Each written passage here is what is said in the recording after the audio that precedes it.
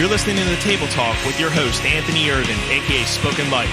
Tune in every other Thursday starting at 7:30 p.m. Eastern Standard Time with me and a new special guest live on Facebook and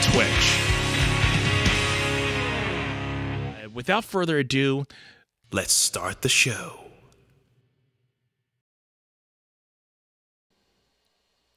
Hey everybody, what's going on? Welcome to another episode of Table Talk. My name is Anthony Irvin, aka Spoken Life. Welcome to the Season 2 premiere of Table Talk. We got an awesome show for you tonight, and we have an awesome guest that is going to be premiering tonight on the opening episode. He is a very good friend, long good friend. We were just talking last night. We got to do a little bit of mock meetup with each other, and he runs a very well-known wrestling podcast that we'll get to talk about later in the show. He's a DJ, a singer-songwriter from South Carolina. And I also want, before we get into our special guest, I want to give a shout out to my patrons, Bernadette, David, and Mary. Thank you for being on the Patreon account. And if you want to be part of the Patreon account, feel free to sign up here at patreon.com/table_talk. We will be posting some bonus footage from me and my special guest tonight right after the episode. So if you guys want to check out some extra content, I think there's about an extra little over 30 minutes of content there, so feel free to hit the link in the bio and the description of this broadcast tonight, and check out the tiers that we have. There's some monthly exclusive content coming your way, along with bonus footage. You can get some audio downloads, and we'd love to have you there and join the private community. And also, I want to make a short announcement that we are also... You can find Table Talk now on Podbean, Spotify, and Apple Podcasts. So when you're on there, make sure to give us a follow on Podbean, Spotify. Follow, subscribe, wherever you like to listen to your podcast. Now, I will say that the shows on these will be strictly the conversations, because I didn't want to have to deal with any type of copyright issues with live music, since we do a little bit of live music on the shows here. So they will be strictly the conversation portions. However, we still will be putting the video portions up on YouTube, and you can get the downloads of the audio of either both or one or the other through Patreon. So feel free to subscribe, follow, and join the communities, and keep following the Table Talk community here. So without further ado, let's get into our first special guest here on the season premiere episode of Table Talk. Everybody welcome Doug McDonald.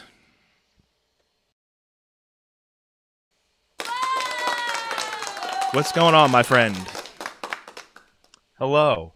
How are you?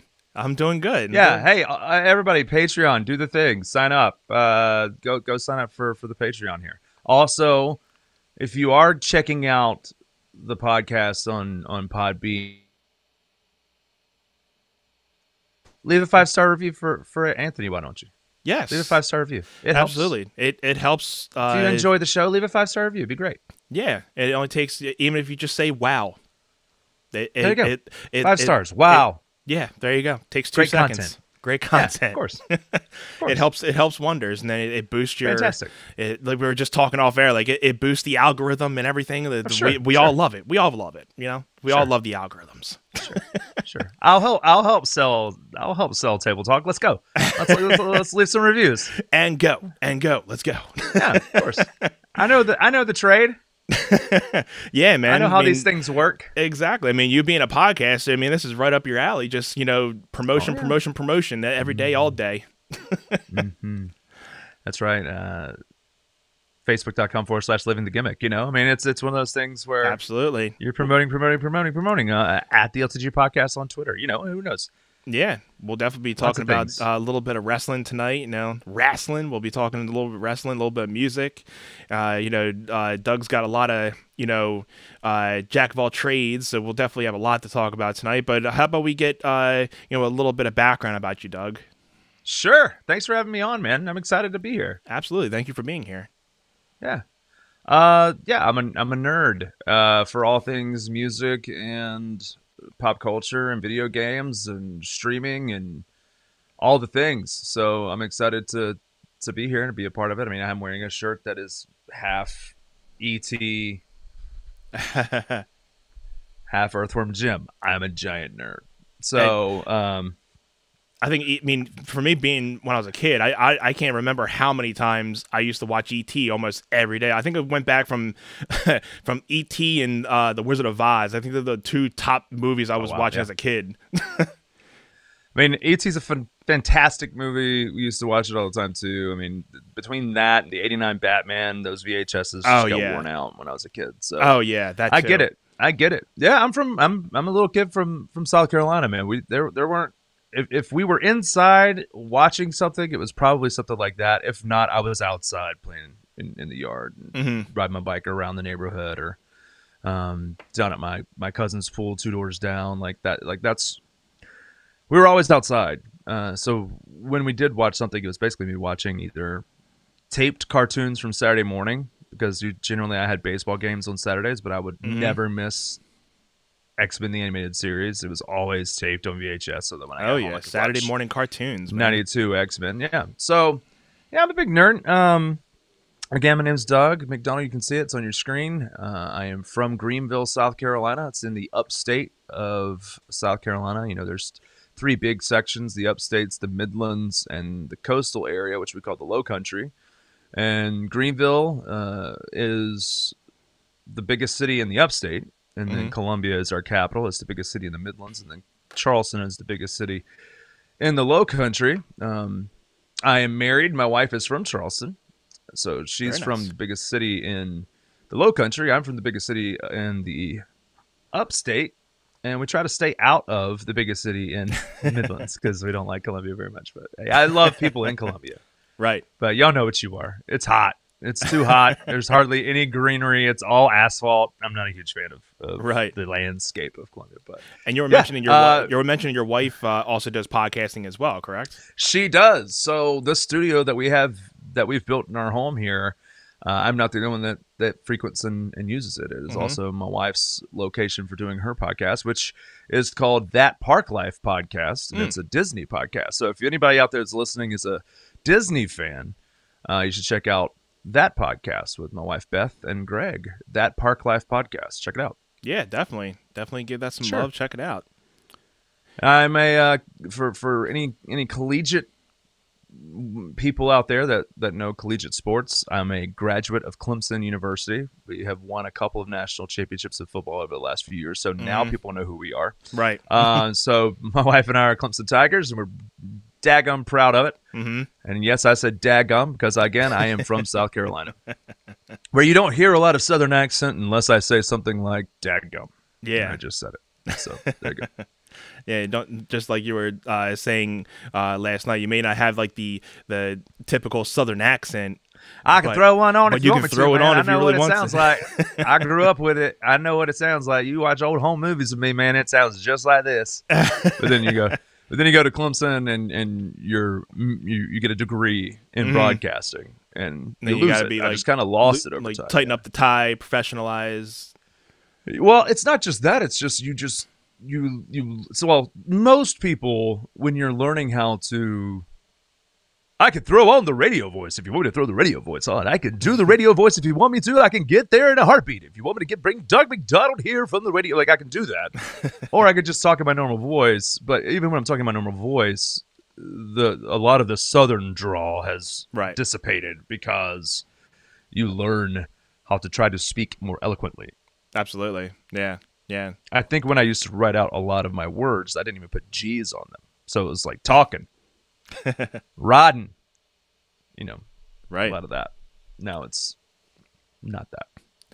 And, we were saying, with talking music wise, we'll get off with a little bit of the music. And you were saying you had written about close to probably 900 to 1,000 different songs in your repertoire, but not saying that every one of them may make the airwaves or anything, but that's one thing that stuck out with me when we were first talking. That's pretty amazing that it's one thing some people may know that many covers, but having that much original music that now is it now you can't really say, I mean, unless you really have, but 900 to 1,000 like complete, or just like either like, you know, just a mixture of like, you know, words, phrases, choruses, verses, and some maybe full songs. What do they kind of mixturize? They are absolute start to finish songs. We were talking yesterday a little bit about just different things, and somehow that came up. Yeah, I mean, I've been writing music again. You can see the gray in the beard. I'm not a young man by any means. I am established, is what I'll say, in songwriting. I mean, I started writing my own songs in probably 1999 ish. Mm-hmm. So we're looking at 22, you know, almost 22 years of stuff that I've put together. Right. And I had a band, and we were writing a bunch of songs, and of course you may write 30 to 40 songs while you're preparing for an album, and only 8 to 10 of those get chosen, or 12. Exactly. Whatever. Right. So I have books and books and books of stuff, and or, you know, now with the phone, it's I have, you know, voice demos. I'm just recording little voice demos and stuff. So beautiful little thing there. I'm not having to break out my old Fostex 8-track recorder. Yeah, right. You know, to try to at least get a demo down. Which is exactly what I used to do. Mm-hmm. And then it was, GarageBand, you could do some scratch demos, and then, you know, it just became, every little advance in technology led to, how do I get these demos down so at least I have an idea of what I did, so I can keep something nearby in case I ever want to just like look at that song and maybe turn it into something else. I like the chord progression of this, but I don't like the lyrics. I'm going to rewrite lyrics and blah blah blah. Yeah. But yeah, I mean, I can't count the amount of cover songs that I know. I've been performing in live clubs and venues since 2001. Mm-hmm. And a lot of those shows required us to play about 70 to 80% covers for 3 to 4 hour sets multiple times a month. And so the catalog of covers, I can't count those. Like about anything anything I listen to, if I love it, I'm going to learn it, and I'll have that in my arsenal to throw out at some point. And I listen to everything. I listen to a little bit of funk and classic rock and southern rock and hip hop and rock and metal, break up all the subgenres, some country. Like there's some stuff there in just about every genre that I probably know. Right. So when it comes to cover songs, I can't count that. But yeah, but ones that I've written, probably about 900 to 1,000 probably. I would say that's pretty accurate. That's pretty impressive. Yeah. Good. And like I said, maybe 150 have seen the light of day in front of people. Mm-hmm. Maybe. Because I got, for a while there, I challenged myself to write a song a day. So if you're doing that for, think about 20 years, and you're trying to do that every single day, well, that's 365 a year. Mm-hmm. You'll get to that number pretty quickly. I think there was a span of 3 years where I honestly, even if it was the worst song on the face of the planet, I tried to write a song every single day. And you know, I think that's probably why I have so many. And that a lot of just them makes great. You even a better songwriter, because, you know, you think of like the day one from what you were writing, and then day 365, you know, no matter what you think, that last bit of material is going to be way better than day one. So if anything, it's a challenge. And speaking of challenges, I knew I think it was within the last year that you did a 30-day cover challenge. You did a cover a day. I did. Yeah, so I got to check out a couple of those, and when we all got shut in last year because of the COVID-19 pandemic, it was hard for an entertainer. As you like, I have many hats that I wear when it comes to employment. One of which, of course, the first and foremost is singer-songwriter performer. I perform at least 2 to 3 shows a week on a good week. And also, I am a DJ and MC for events. So weddings and all types of different events. Like this week is tomorrow or this Saturday I have a retirement party I'm doing for some people, and it's great fun. I love doing it, and it keeps me busy from Thursday to Monday. The weekends are always slammed, and then of course there's some stuff during the week. And then I'm a podcast host. But the pandemic shut down the other two parts of my employment last year. So from March 16th, I mean, it's burned in my brain because I had a show on the 15th, and then everything shut down the next day. Yeah. March 16th through, I would say, June. I think I did my first wedding again in June. And I primarily did weddings. I still played one show a month at one venue in Greenville that really didn't shut down. They did a lot of social distancing, and I was far away from everyone. So I did play one show a month for the entire year outside of March and April where everything was shut down. Right. I think June is when I returned there. So March, April, May, I didn't play any live music anywhere, and I said, okay, especially in April, where I had probably 14 or 15 shows lined up, and everything got canceled. That's a giant, not only is it a detriment to the paycheck, where, I mean, last year, honestly, in the middle of the pandemic, looking at our income, I think I probably lost 3/5 of our annual income. Right. Just because of the pandemic. But looking at the landscape, it was like, okay, well, then I need to do some live streams. Like, at least I can still play if I can figure out how to do this live stream thing. Yeah. And then also, it just so happened that for I think 3 or 4 months before that, from like January through March, I kept seeing people throw up this hashtag 30-day song challenge graphic on all these social media accounts. And I was like, oh, what is this? And it was basically asking, what's your favorite, or what's the song that makes you the most emotional? What song makes you think about, like, what's the first song you think about when you hear the word rain? Like, there's a bunch of different things, and each day you're supposed to reveal what that song is for you. And I thought I would do something a little different where everybody was just posting images of the album covers or whatever. I did one of those. It was like a 10 album thing. Yeah. So instead of that, I decided I'm going to release a cover version of that song each and every day. So for 30 days, I released a different cover track on my YouTube channel. And so if you go to Doug McDonald Music, you search for Doug McDonald Music, or you go to DougMcDonaldMusic.com, you can find a link to that YouTube channel. You can look at all 30 of those. And again, it's a complete mixed bag because I listen to everything. So there's a ton of covers there and of a lot of different genres. But yeah, I mean, I thought it was an interesting way to keep in touch with people and to stay creative. It allowed me to stay creative. And again, it gave me something to do every day. So I'm a fan of staying creative. When you are a creative mind, you need to stay creative because I don't know about anybody else, but hey, listen, I'm a songwriter. I'm a creative person. I'm also a procrastinator because of that.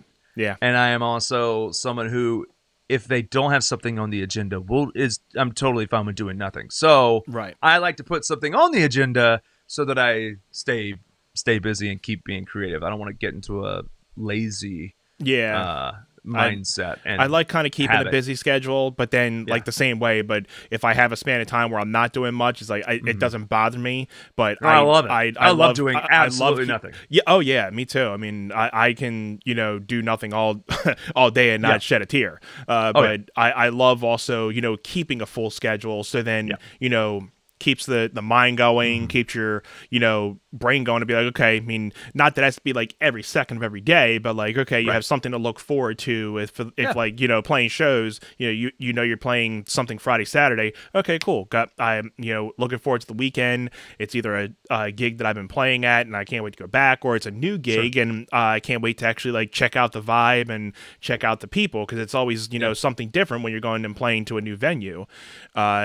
But with the 30-day challenge, I saw a couple of the covers, but what do you think, if you can name one, if not one, what was your favorite, if not, what were your favorite covers to do for that 30-day challenge?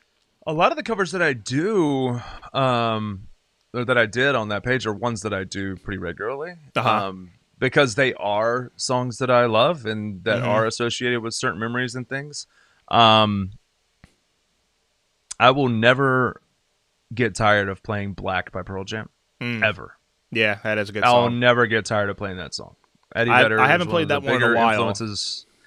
He's one of the bigger influences on me as a songwriter, because our voices are very similar in range. Yes. So Eddie, I look to Eddie when it comes to songwriting and positioning of lyrics and the timbre in which he's singing different things, like the timbre of that. And I am a big fan of Pearl Jam. So listening to and/or performing a Pearl Jam song, I'm never going to get tired of that.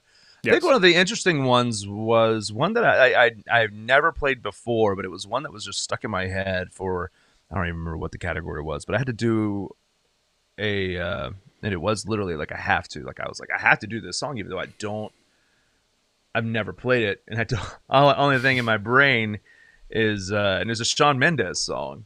Okay. It's a pop song. Yeah. And that's not my typical go-to genre, so it was fun to do a cover of a top 40 hit at the time. Right. Because I don't normally do that. I do, top 40 hits from the 80s and 90s. Like, I do that. But like normal top 40 now is so electrical, like computerized. Yeah. And digital. And with a ton of electric drums and stuff, like drum patterns and stuff like that, it's a lot harder to do an acoustic cover of a top 40 song today. Exactly. But Shawn Mendes, it was a fun challenge to try to do some of those covers when I've never done them before. And there are a couple artists out there today that kind of still do the traditional way of actually having like the band feel. Like I do think Shawn Mendes and like the Ed Sheerans, they still try to keep to like a decent, like I don't listen to too much of today's music, but there are a very small list of people that I will listen to, like the Bruno Marses and like we just said, Shawn Mendes, and I've been a big John Mayer fan for the last couple of years, and especially since Continuum was the thing that really got me into him. And fantastic record from start to finish. Yeah. I'm not a huge Waiting on the World to Change. So track 2 on, I think, is phenomenal.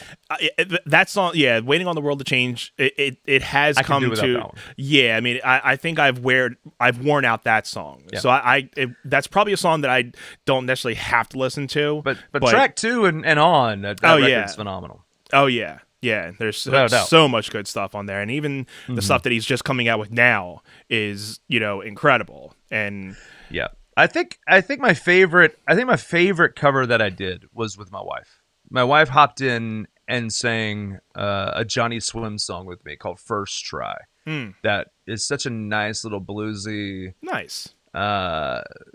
groovy, nice little. It's got this nice groove to it. It's a really awesome song. If you've never heard First Try by Johnny Swim, if you've never heard who Johnny Swim are, please check them out. It's a husband and wife combo that live in California. They're fantastic. Yeah, I'll have to definitely check it out. Really good stuff. Really good stuff. First Try. That was my favorite. So if you want to see my wife Beth and I sing, you can head over to YouTube, Doug McDonald Music, and go to the playlist that was the 30-day challenge. Find First Try, and that's my wife and me. Yeah, everybody, make sure to give Doug a follow on YouTube and check out his music. Me, 60 pounds heavier at the time as well. So those are always fun videos to go back and look at and be like, oh my gosh, what was I doing? Right. I felt this COVID era was just, because everybody's home and what else you going to do, but, you're going to snack on foods, watch TV. Yeah. You couldn't really go nowhere. So, and I was really big on my health for like the last, half a decade, and like the first like 4 or 5 years, and then you kind of have that slump of like, okay, I don't even care about boiling chicken right now, and making rice and everything. I'm just gonna eat whatever is in front of me, because I feel like I've been dieting for like the last 4 or 5 years, and it catches up to you. And I'm one of the many people that can say that it really doesn't take it's not hard for me to gain weight, but it's very hard for me to lose weight. So Right. sometimes you have to kind of just, eventually look in the mirror and you're like, okay, you need to stop and like put down the cakes every once in a while, buddy. And, have a little bit of a protein shake to kind of restabilize your gut and your liver and everything. But you think about it too, it's like at least one of the things that saved us the most when doing meal prep and all that kind of stuff now, because we're very into that. My wife's lost almost 35 pounds since September. I've lost 60. And it's the air fryer. 2020, whatever you want to say about COVID, whatever, fine. 2020 was the year of the air fryer. It was the year that everyone said, okay, we're going to be on board with air fryers. I have And not I'm gone so that route happy. yet, but I've been hearing a lot of people doing a You've lot. got to.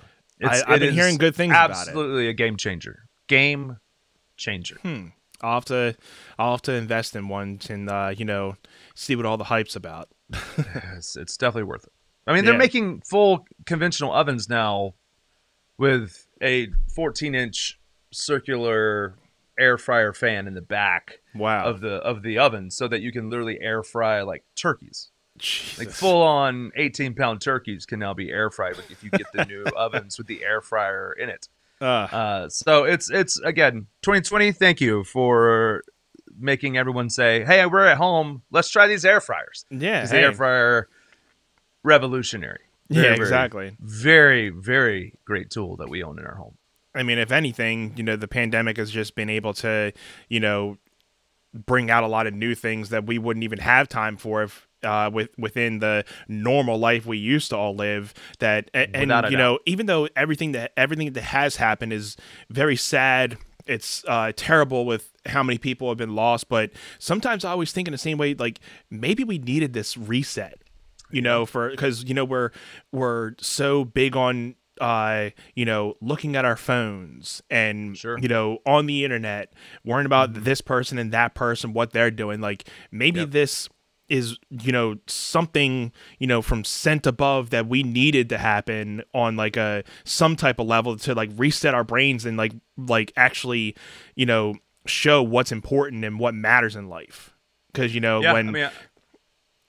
know.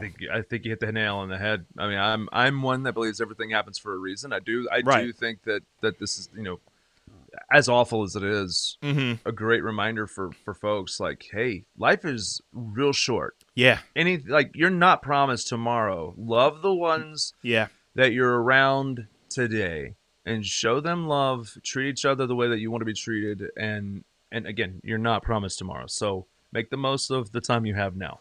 Don't waste it spending your time focused on what the person is doing on social media that you're trying to compare yourself to. Stop trying to compare yourself to someone else. Like, don't spend so much time tethered and attached to these things that don't matter. Right. It doesn't what my image looked like this week, or like how many posts did I make today on Instagram, and did I use the right filter or not? Should not be something that we're that consumed with. Right. And have I spent enough time with the people I love today? That's a good question to ask. Yes. Because like you said, all those Facebook, Instagram, Twitter followers that you have, are not going to care about you whether you're here or not. They're still going to live on. They'll probably say a couple things about you, like, "Hey, yeah, I talked to him one time," but nine times out of 10, not like those people are really going to cry over you too much. Unless you're some celebrity, but then again, it's the same thing. We lose a lot of celebrities. But how every day. real is that? You know what I mean? Like, how real is that? You knew that person from what? Now the beautiful thing with art, like you're writing music, you're making art, and art lives on for sure. I mean, I think if we're being honest with ourselves, yes, we're writing songs that come to our minds, come from our hearts, come from our desire to tell stories. There are different things that compel us to write a different song. Like each song, like this one may be because I suffered a heartbreak, and that's what comes out of here. This one may be I read a story online, or I read a story in a newspaper, and it prompted me to want to tell that story musically. I heard from so and so that this happened, and so I wanted to use that as an anchor for a story. Like, there are plenty of different things that lead us to write different songs. Right. And even though we're writing them either for ourselves or whatever, there's still this universal thing that even if I like, this is an incredibly personal song for me. Mm-hmm. Like, I had a record that was released in 2019 called X's and O's, which you can listen to on Spotify and Apple Music and Amazon and Google Play, all those places. There's a song in there called Better Off Without You. And I've had so many people reach out and they're like, thank you for writing that song. I needed that. Like, I needed to hear those words, like, because of this divorce or, this, like, blah, blah, blah. And I'm like, it wasn't even written, obviously I had a personal reason for writing it, and it's about conquering addiction. But, like, for me, like, I was an addict before. So, like, conquering addiction is what that song means to me. And then I had a friend who's like, was going through an abusive marriage and got out of it. And she's like, hey, thank you for, like, I just am attached to this song right now because I've finally gotten out of this abusive relationship and blah, blah. And I'm like, it's interesting. Art will keep living on and people will interpret that art however they want to interpret it, even if you didn't write it to mean a certain thing. And so, like, I can see how those that you may never meet that somehow find your music can attach themselves to you and or that song, and so you have a place in their life. I mean, I've never met, or I don't know Jimi Hendrix, right? But, like, I wouldn't be sitting here today talking about music if I had not encountered Jimi Hendrix in 1997. So absolutely, there are things that matter when it comes to the art. But maybe we don't idolize the artist as much. Mm-hmm. Maybe that's something we need to slow down on. Yeah. The celebritization of folks, like treating people as celebrities instead. Let's just appreciate the art. Yeah. And just more. A lot of people, like, with the word celebrity, it kind of is like a dull term, I guess, in these days and ages. Because, when you take the label of celebrity off somebody, they're just a regular person. So sometimes you forget that they're just a person like you and me. They just might be more recognizable in somebody else's eyes than you and me. But 9 times out of 10, they wake up and go to bed just like you and me. And, from an artist standpoint, they do the same thing. And, they might just have more people that listen to them, where you and me, we're not even, in an existence in their eyes, but we're doing the same thing as them. We're writing music because we love to write music, and it would kind of be the same thing for them. If they would probably be doing the same thing if they didn't have the millions of followers that they did, but maybe not every single musician, but for some of them, they do it because it's what they love to do, and it either it keeps them sane. They need to do it just for their mental health, or just for a million reasons. And they love the fact that they could probably sell out Madison Square Garden, but they would probably have the same amount of feeling if they played for 5 people in that same garden versus 30,000. So I mean, immediately I go to Dave Grohl and Foo Fighters. Like, he just wants to play music. Yeah, doesn't matter where, just let him play. Right. That's what I feel too. So, and you mentioned you also DJ. So, what made you? Was there a certain thing with DJing that made you like, hey, I want to actually start doing this out, or is it kind of just like, hey, saw somebody doing this, and now I want to do that too?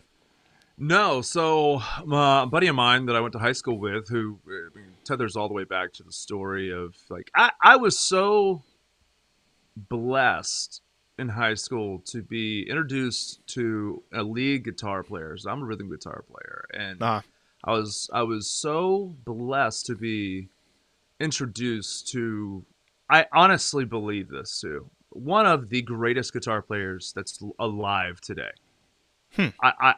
There's not many people, especially in South Carolina, that has the ability to do what this guy does. His name's Jacob Johnson. I would recommend anyone listening to this look up Jacob Johnson on Facebook. I'm going to actually find his actual plug so that people can actually go find him on Facebook. He is one of the greatest guitar players I've ever heard. And I lucked out in being introduced to him to be a part of, like, he just wanted to start making music. And I was 16, he was 14 or 15 at the time. And he was obsessed with Stevie Ray Vaughan, and I was all about that. So we learned a bunch of like Pink Floyd and Doors and Stevie Ray Vaughan, like bluesy covers, of course, Jimi Hendrix and others. Like, so you want to go to Jacob Johnson Tunes, TUNES.com, or on Facebook.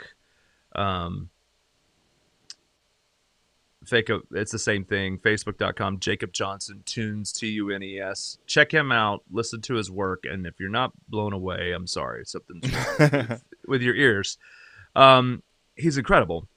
And I got to play music with him for 9 years, which was just a blessing.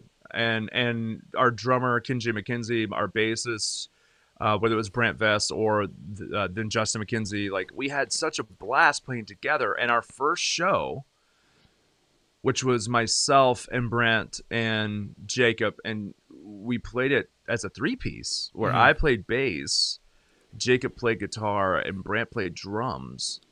We played on, so the guy that owns the company I DJ for, Sean McGordy, he's actually a top 40 radio DJ in Greenville, on our biggest station in Greenville. Radio Shorty is his nickname. He owns this company, Premier Party Entertainment, in the upstate. And when we were in high school, we were both juniors in high school, and we got asked to do entertainment for our, like, a pep rally one night before our big rival high school football games. So our first show in front of people ever was at this pep rally when I'm a junior in high school. And Sean and his buddy Jamie had gotten these like 1991 cabinet speakers that you would normally have beside your television that you took banana clip wire, like cabling, like banana wires, like home theater stereos, like home theater speakers. Yeah. And they brought 2 of those and had them tethered to a CD and tape deck. And they were DJing. That was Sean's like big first DJ thing. And then we hopped up and played an hour set. And I can tell you right now, it sounded atrocious. But we had a lot of fun. And so we kept doing it. But like, that guy is the guy I work for now. And so Sean and I have known each other since middle school, like since we were probably 12, 13 years old. That's awesome. In 2017, when I said, I'm not doing 9 to 5 anymore. Like, I'm not doing 9 to 5 work. I'm going to play music. I'm going to write music. I'm going to produce music. I'm going to help others produce music. I'm going to do this podcast full time. I'm going to make money doing things that I love instead of things that I hate. And he offered, because he knows, like, again, I have a degree using my voice. I can turn on the voice for an MC, baby. Like, I can turn that radio voice on when I need to, when I have to, and get paid for it. So why not go and be an MC and learn how to DJ big events? And so the first little bit, the first year or so, I was learning how to DJ. I've listened to every genre my entire life, so I can cater the night based off of what I'm already seeing from everybody else's musical taste. Plus, we meet with people beforehand and discuss it. And so I've come to be pretty good at it, and I enjoy doing it. But the main thing for me, because we do have some like nationally known DJs that work for our company as well, who get paid a lot of money to come to DJ events and stuff. And I'm the guy that gets put as the MC for them because I'm the well-known MC guy. So like that's the talent that I really bring to the table for this company. Plus I do also do live music and stuff for the company. When somebody wants live music at an event space or anything like that, like I go do that as well. But if you're interested, if you're in the upstate of South Carolina, you're interested in looking at any of this, you can go to book Doug McDonald at PPE DJS on the Instagram, and you can literally just message us there and we'll get to you. Yeah, make sure you book Doug at your next event. Sure. Why not? Yeah. I'll come talk. Yeah, and man. or DJ and or play music. There you go. But yeah, so let's talk some wrestling, Doug. So you have a Sure. podcast called I Living the do. Gimmick. It is. And it is co-hosted by you and John Alba. Jonathan Alba is his name. Yes. Yes. And when did you guys start Living the Gimmick? In a couple weeks, it'll be 6 years that we've been doing it. We will hit episode 300 in 3 weeks. That's So a lot we of will episodes. I mean, it's crazy how this has actually landed where we're hitting 300 episodes. I mean, we've done more than 300 because we've done some that aren't in canon to the podcast episode order. Right. So in total, we've probably done 320 something, but 300 episodic episodes in order of us numbering them in 6 years, and all of it legit happening and landing on like the 6-year anniversary mark. It's really crazy how that's gonna work. It's like 6 days before when we did our first episode in 2015 that we're going to be hitting episode 300. We've done a lot of things. We've had a lot of different formats. We've had a lot of great guests and big names in the business come on the show. And we've had a great time going and being a part of different live events with different people and being able to get in-depth relationships with other great members of the media in that realm of space. Right. And we've had a blast doing it. And again, I think this all stemmed from I was the senior editor of a website called WrestlingRumors.net from 2013 through 2015. And in 2 years, we sold the website to now a conglomerate of people, whoever that is. I really don't know who all is behind that now. It doesn't matter to me.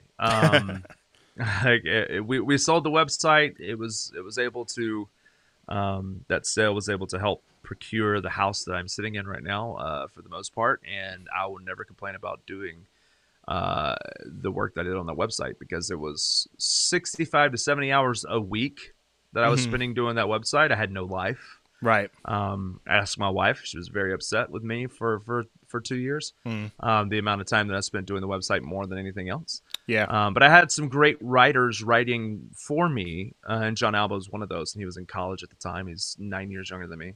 And he is now an actual journalist and a sports broadcaster for Spectrum 13 in Orlando, Florida. And we decided when we sold the website, we were doing a daily podcast. So every day, I would hop on and do a 5 to 6 minute rundown of the things that had happened that day in wrestling and MMA. And I had another writer who's at Bleacher Report, or I don't know if he's still at Bleacher Report. He was at Bleacher Report for a while. I don't know where he is now. Chris Walter. I think he started his own account called Walter Sports, I think. He would hop on and do some, and then John would do some as well, these daily podcasts. And we thought, well, we have a massive following. Let's continue to produce content because we like doing it so much. And he and I had discovered that we liked each other a lot because we have similar senses of humor and thoughts on different things. But we also differ on a lot of things as well because we have this huge age gap. So it's a fun dynamic that we have between us. Yeah. And so we were like, all right, well, let's try it. Let's do something and let's make it weekly. And so we did our first test podcast where we just did it for ourselves. We did an hour and a half where we kind of figured out some sort of a format to run. And that started in July of 2015. And here we are about to be July of 2021. Right. And we're going to hit episode 300. And the future of the podcast is going to be awesome because it's going to be, it's going to be a lot of interesting, a lot of different interesting things we're looking to do with it later. Like we're always constantly thinking about what can we do, to make this a little different, to make it like not feel like it's the same thing. Again, 6 years is a long time. Yeah. And we've had a similar format for a very long time. There was a lot of times where I was doing silly voices, and we've done covers and parodies of songs, and Yes. it's a lot of fun. We have a lot of fun, and again, our whole plan was, if we're having fun, hopefully other people will have fun. Absolutely. And so that's what we do week in and week out. Yeah. And you can definitely tell that you guys enjoy doing it every week, because I'm an active listener. I know me and my buddy, we were talking, we watch you guys every Tuesday, and look forward to it. You guys are always breaking down stuff, whether it be the WWE, NXT, AEW, wherever, whatever wrestling promotion company is out there, you guys are at least giving people your honest opinions about them. And just like anything, sometimes the product's good and you guys are loving it, but then there's times where it's really bad and you guys are blunt, honest, and I do not like this stuff, and I don't have time to sugarcoat things. Yeah, and again, we're older. I mean, and it's different because WWE has been a way different company than what we grew up on, coming from the Attitude Era and back before the Attitude Era to what it is now. It's become so global, and now that more kids are watching it, it's become more like, because the one things that I was watching that is a big factor now is the Nikki Cross super hero gimmick, and I was looking at that, I'm like, this is the same reason why like a lot of people are just like either loving it or hate the people are loving it and hating it, but it's like some people just want the traditional give me a match between two people that have good chemistry, a good storyline. That's all I need. I mean, the gimmicks and everything are great, but when it's like something that's just like you can tell the wrestler's not into it, and you're like, okay, I'm trying to keep myself interested in it, but it's just like not having it for me. And I've been through a lot of WWE watching it when I knew it was pretty stale, but at least something in that 3-hour time frame was keeping me interested to watch. And since Mania, it's been like on and off for me. Like it's either like, hey, I'm not missing anything. I can always go on YouTube and watch the recaps of something if I wanted to just watch something very quick, but it's like, I'm not going to watch 3 hours of it, and when I could be doing something different with my time. And there's nothing that's like promoting that be like, you got to stick to like the last half hour of this show because something big's going to happen, and then they do it and nothing big necessarily happens, or it's something that is like totally, I didn't need to, wait for this. And the only thing that I can hope is that when, what is it, July 23rd, 24th, that they're going to go back on the road. My only hope is that they, wake up and like they're just waiting for that big explosion when it goes to live events, and they can just start, getting out of this pandemic era. Because, it was cool when, the first months were going by and like, hey, they're doing what they can because, they're limited. But now it's like the product has just started keep going down and down and down. And it's like, we don't know what we're doing. We're just hoping that people are still watching. Yeah, I mean, I could go on a diatribe here, but it's the thing with WWE. It's just real. Like, in my opinion, I think it's trash television. Yeah. And hey, if you guys want your honest opinion, what Doug wants, go to the Patreon account, Patreon Living the Gimmick, and you'll hear a big scoop about what Doug and John have had to say. They had a great episode this week, so yeah. Sure. I mean, it's they can't make up their mind between trying to cater to 6-year-olds and or committing murder on camera. Like, there's plenty. They've done plenty of storylines in the last 2 years where people have either tried to commit murder or have actually legit on your camera committed murder, where they've lit someone on fire in the middle of a ring and had them lay there burning for a good 10 to 15 minutes on screen. So I can't. I don't. It's not. Obviously, I still have to watch it and pay attention because we do Oh yeah, look at. Bob look was at saying, "Oh, producer Doug Bob gives there. his opinion on WWE TV." That is true. Absolutely true. Bob, who's hanging out here, that is one of our producer patrons of the Producer show. Bob, He's, hey, he's how you one of doing? our- Thanks he's for one being of our here. Thank you for patrons. watching Table Talk, my friend. Yes. So yeah. I mean, I think it's trash TV. I still enjoy wrestling. I still enjoy when things are good. I don't like watching those shows.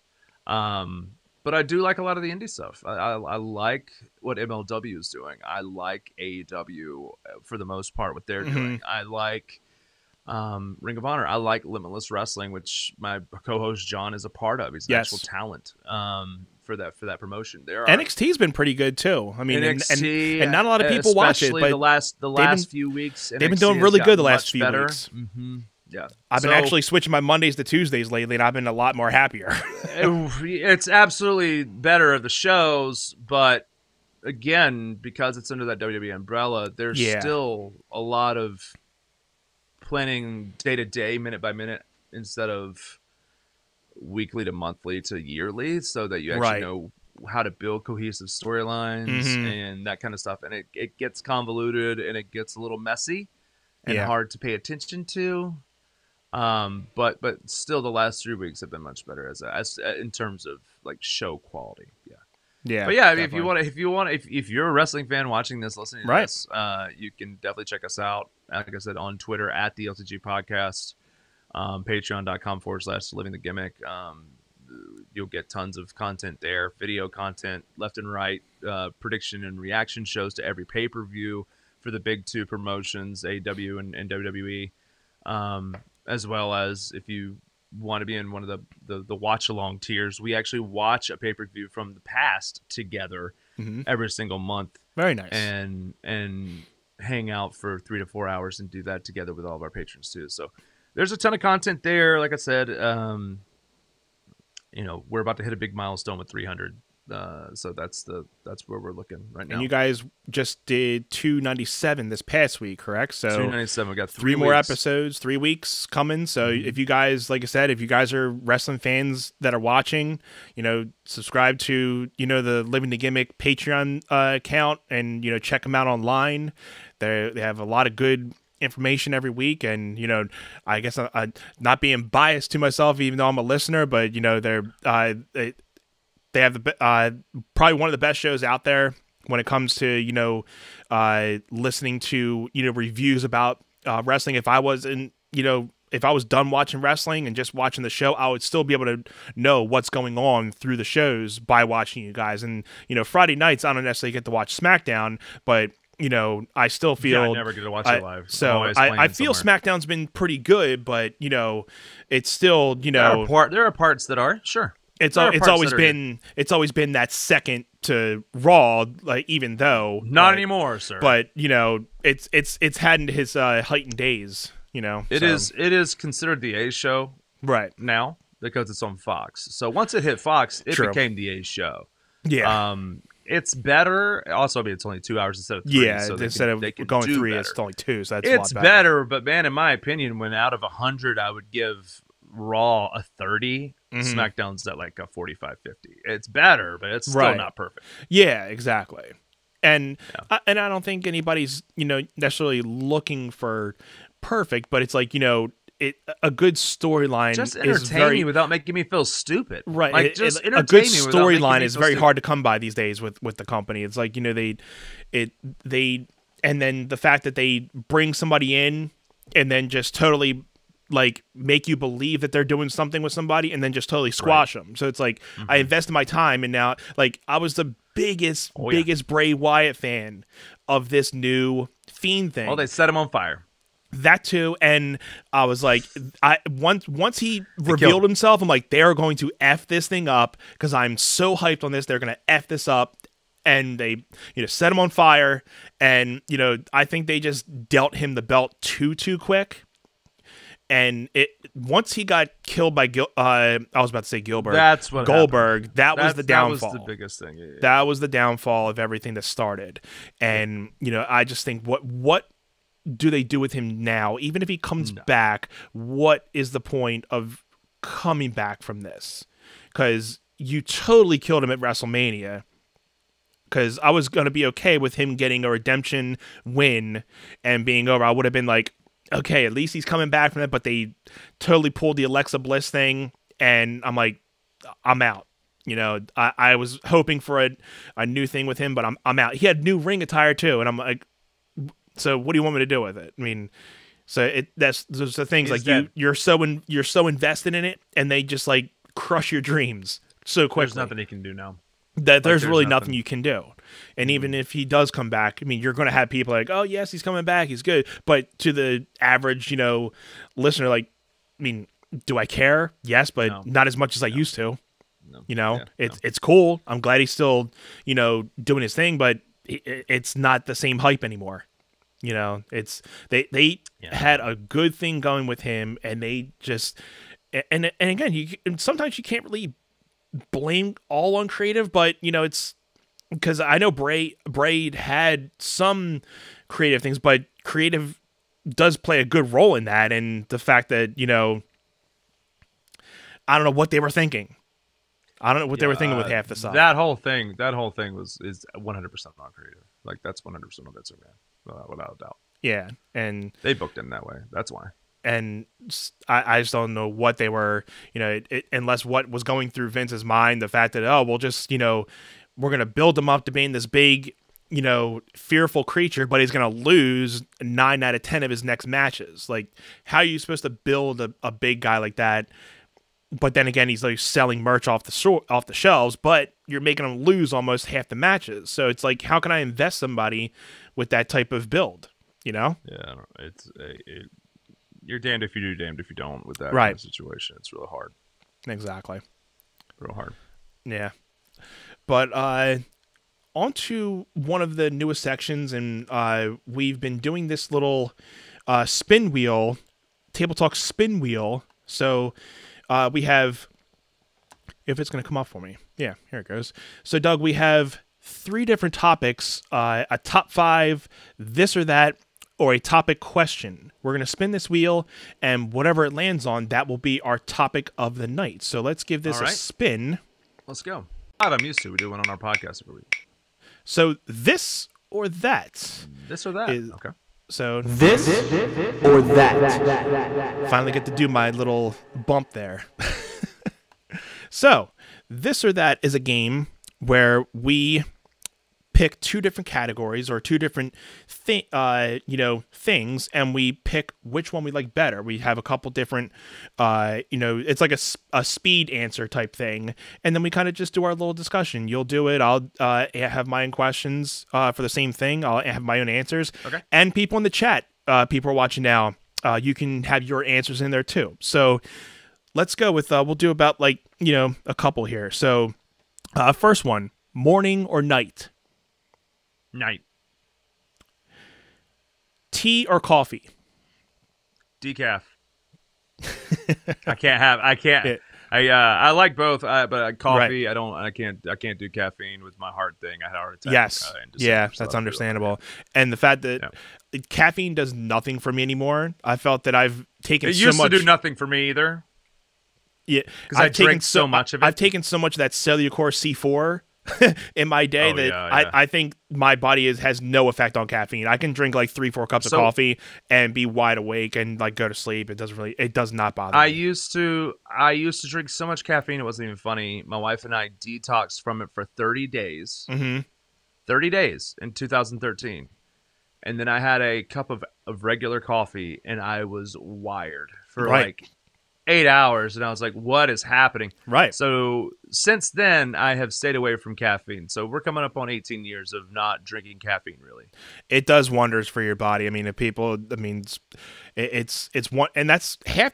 I tell people all the time, like, if you cut out some of your sugar in your diet, you're going to lose about that 5-10 pounds that you want. You know, it's the little things that if you cut out, you're going to lose, because everybody's always like, well, how can I lose it the fastest? You cut out one little thing, you're going to drop, even if it's water weight, you're going to drop it real quick, you know? Watch your sodium. Yes, that too. So it's like the smallest things, and it's, it can be a lot of people make it complicated, but it's sometimes the most smallest things you just got to cut out of your diet, and you can lose it pretty quickly. And it's a matter of keeping it off and learning how to make that a lifestyle. And I've always told, it's, the lifestyle of these like, different, next fab of like weight loss tools and stuff. But like these things don't teach you how to live a lifestyle of healthy living. Right. They just teach you how to diet for a certain amount of time, and then once you get off, you're like, okay, what do I do? I guess I'm gonna go back to eating bags of chips every day because I don't know how to live in it. So coffee, decaf. There you go. That's my answer. TV shows or movies? TV shows. TV shows. I'm very torn. I'm very torn by that one because I love my movies. And I am too. And I mean, I don't have too many TV shows that I watch. I mean, I guess series would be, would you put series in the same thing as a TV show? I mean, I guess not, but I mean, I guess they're somewhat, I guess like if you had like I guess TV shows like a Game of Thrones, it's series, TV shows, sure. But same thing. So, because I love my, Game of Thrones, Dexter's, and all those. Yeah. But then, movies. I love my comedies, love my action ones. So it's very hard. I guess it really just depends on the day for me and what I'm into. Yeah, the only reason I answered TV show. My wife and I both love both genres of screen, but we have sitcoms and shows that we constantly rotate through and watch the full series of. Like we will start watching something together and we'll blow through the series in a matter of a month or so because we watch it while we're at home almost the entire day. So like Seinfeld and she loves Friends, so we're going through Friends again right now, and The Office and Parks and Recreation and New Girl, and like we'll go through all these different shows more. If I'm Reno 911 is now on HBO Max. We'll go through Reno 911, Chappelle Show. Oh yeah. We'll go through all these different things. Curb Your Enthusiasm. Those are shows that we constantly have on rotation that we watch through. That's awesome.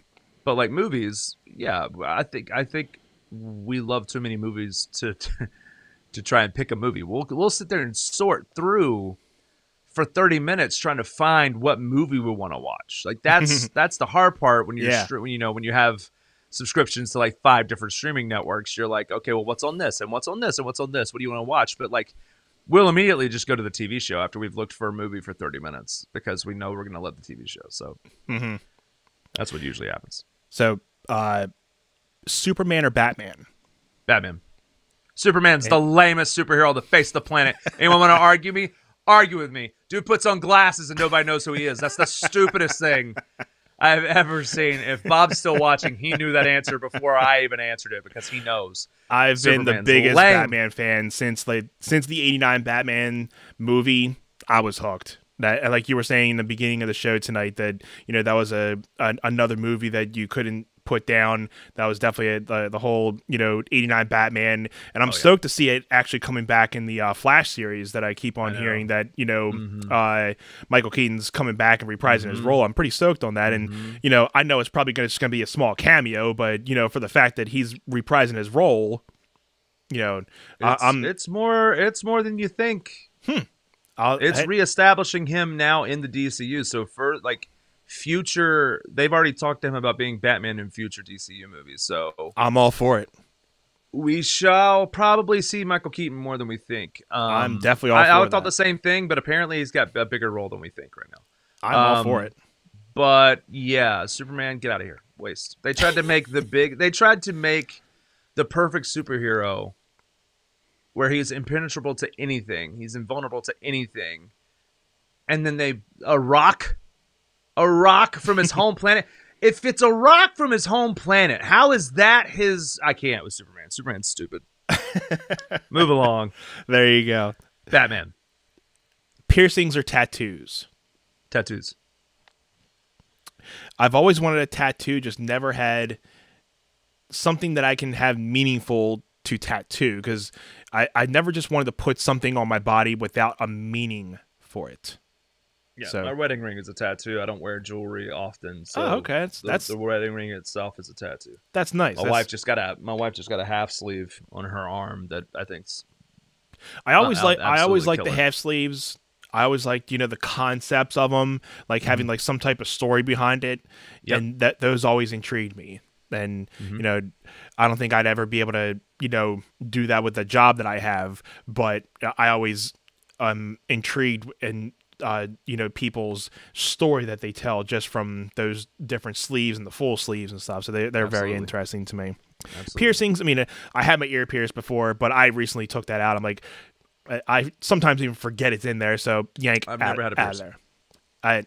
I think it was just more of like, well, everybody else is doing it when I was a kid. I'm like, so I'm just gonna do it, and and then to the point I'm like, why do I even have it anymore? So yank out of there. Bye. See ya. And in that thing, you can get rid of a piercing a lot faster than a tattoo, but True.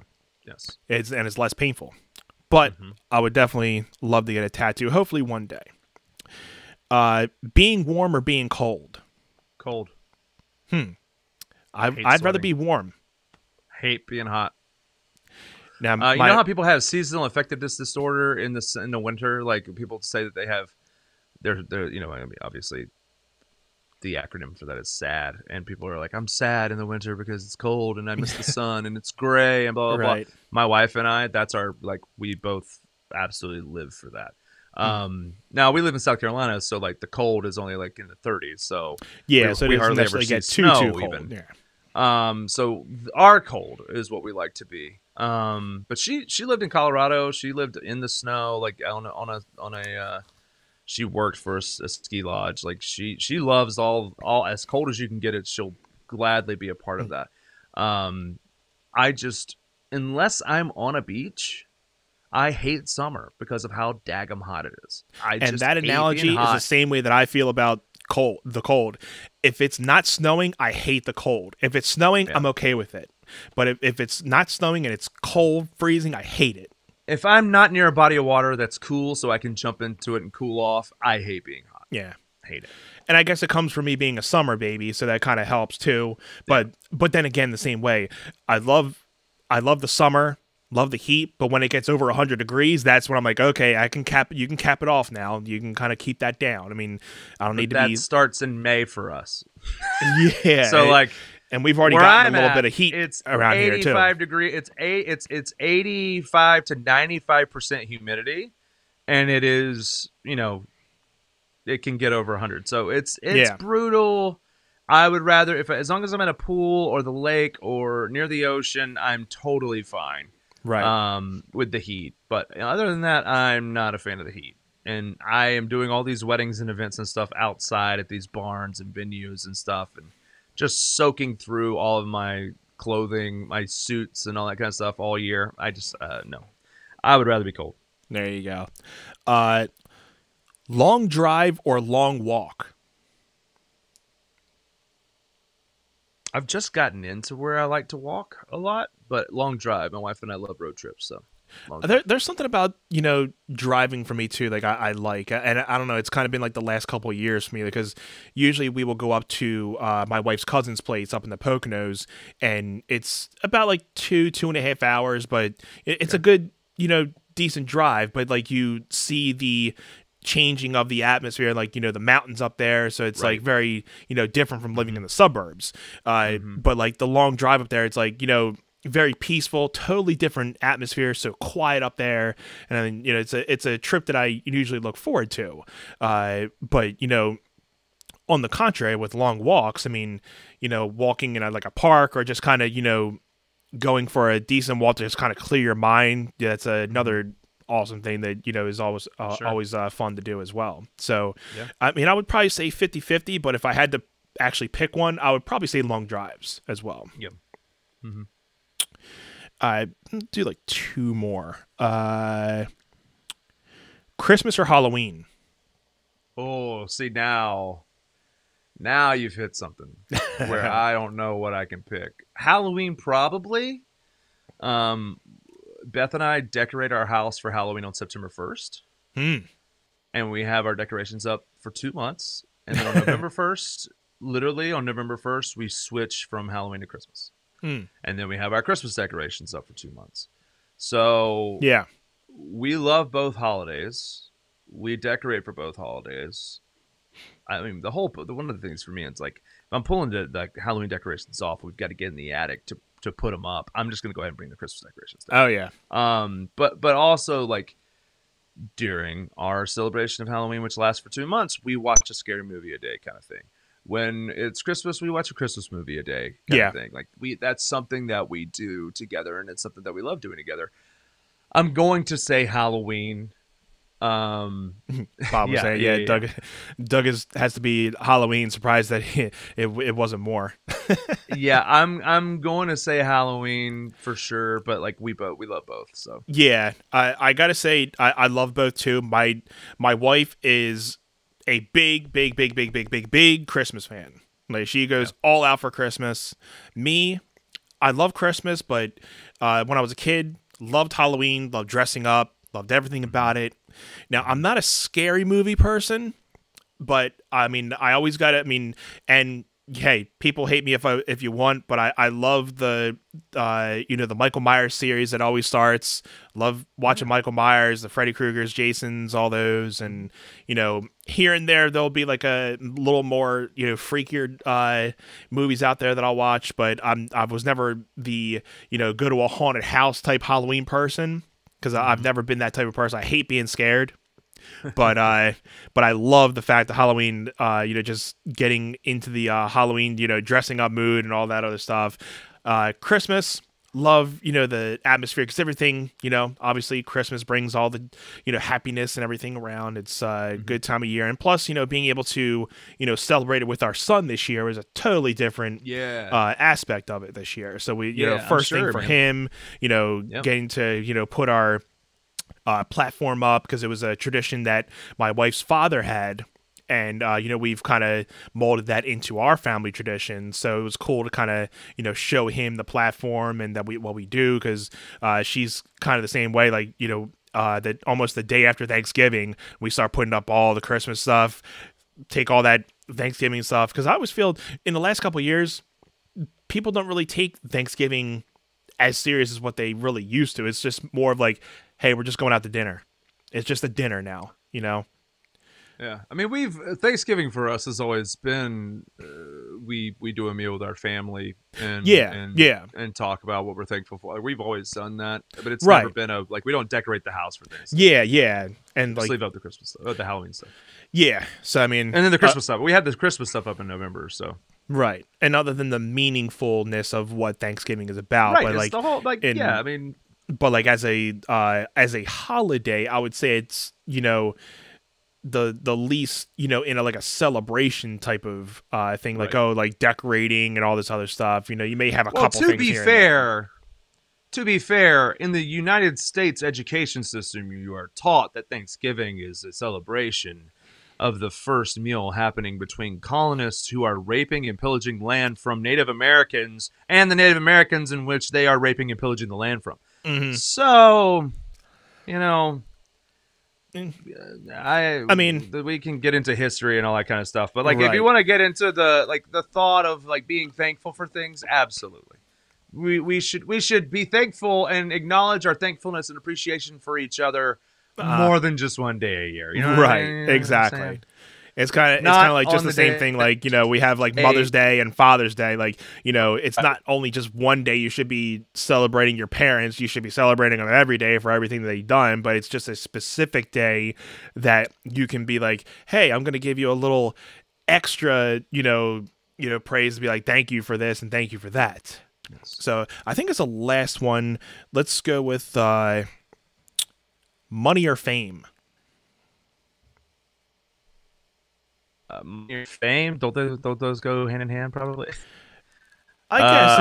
I guess you can't. I don't have a lot of either, so I don't know what you're wanting me to answer here. Right? Yeah. These kind of things came to my head, so I kind of had a lot of these just kind of jolting. Let's X that one. Let's do boat or plane. For leisure, boat. For travel, plane. Okay.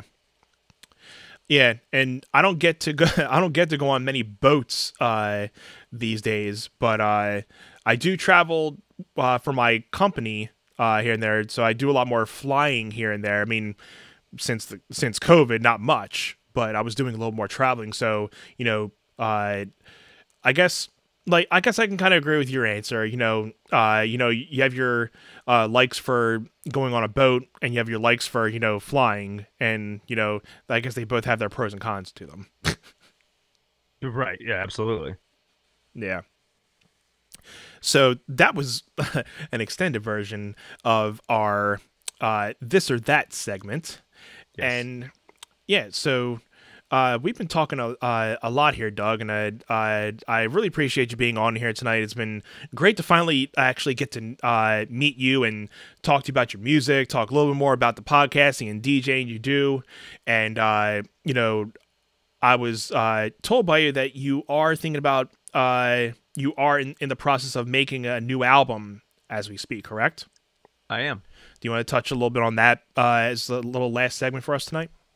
Sure. So I did a song that I'd written back in 2004, 2005, earlier. That's going to be on the record. The record's going to be called "Give Me Your Love," and the title track is a brand new song that I wrote this past probably March. I want to say it's February or March. But I was putting it. I had like an EP laid out. Like I had. About 4 songs that I was like, okay, there's 4 songs here that I didn't do for X's or No's, and I should probably do some sort of studio versions of these songs. And then I wrote that one, and then I wrote 2 more, and I'm like, okay, well, now there's 7. What do I do? Do I do a full record? Do I do an EP still? Do I do 2 EPs? What do I do? Right. So I'm still working on what will it be? Will it be a full album? Will it be an EP with 3 or 4 songs, and then do another EP of 3 or 4 songs later? Yeah. But right now, the single is what I will be doing first, and that will make its way onto the airwaves first, and that'll be a song called "Give Me Your Love." Awesome. Do you have a timeline for when that will be out, or kind of just Hopefully this fall. Good. Hopefully around October, November for sure. The whole EP hopefully will be done by then, and if not, then at least you'll have a single to wet your whistle until I'm done with it. Again, I don't have to have a timeline, which is nice. Self-producing everything. And I'm in a real busy season currently, but once we hit August, I have a little bit more downtime, and I'll have a little bit more time to spend on getting everything accomplished and finished and everything ready to go. That's awesome. And for now, you guys can definitely check out his album X's and O's on Spotify, iTunes, wherever you can usually listen to and download music. Make sure you check out Doug's music. You can find him on Facebook, Doug McDonald Music, and I know you have a different handle on Instagram. What's that handle again? Yeah, Instagram is at DougOMac, DOUGOMAC 52. DougOMac52 on the Instagram, and then on Twitter it's at DougOMac. Yes, and also make sure you guys check out the Living the Gimmick podcast every Tuesday. You can hear Doug and John Alba, spitting their opinions on the wrestling world, and it's great content there. And make sure you guys, go support them on their Patreon account as well. They looking forward to having some more content and a lot of great things happening and on their podcast. Make sure you go support them.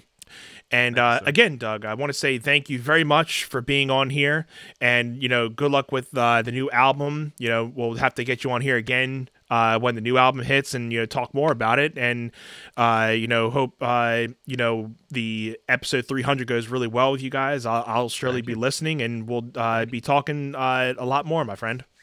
Thank you for having me.